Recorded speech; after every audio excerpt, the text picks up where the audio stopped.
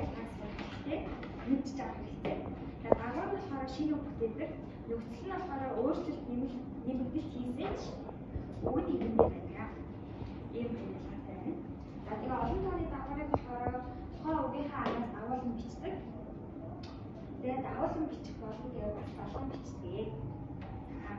Олон тооны нөхцөл нь болохоор ингээд 5 нөхцөлтэй байдаг. Эхний нөхцөл нь болохоор ууд, үүд, болон нугууд, нүгүүд. Жишээ үүнээр хэлэх юм бол мөн, нүгүүд, ингээд мод, нугууд гэдэг юм үүсэж байгаа. Хоёр дахь нөхцөл нь болохоор чууд, чүүд, чуул, чүү гэдэг ийм нөхцөл байгаа. Жишээ үүнээр хэлэх юм бол Монгол чууд, харт чуул гэдэг ингэж байна. Тэгээд гурав дахь нөхцөл нь болохоор ингээд нар гэдэг нөхцөл байгаа. Энэ болохоор ингээд үгийн төгсгөл ирэм харцгүйгээр ямар ч тохиолдолд ингээд зарлаж бичдэг. Хүн төрөлхтөнд холбоотой үгийг энэ нөхцлөөр ингээд хуваалцдаг. Жишээ эмч нар, дүү нар гэдэг байгаа. Дараагийн нь болохоор энэ стамор байна. Үгийн гадагт орох цаг хэлбэрээр бичдэг. Өмнөх үгтэй нийлүүлж залгаж бичнэ. Жишээ нь нэс гээд ингээд нэс цэцэд нэмгэнэс гээд ингээд цэцгэс гэж бичнэ. Тэгээд наа гэрүүлж болон и төгсгөлтэй үгийн араас залгахтаа тухайн төгсгөлийн гэрүүлжийг гэж бичдэг. Дараагийн дагавар болохоор Д дагавар байна.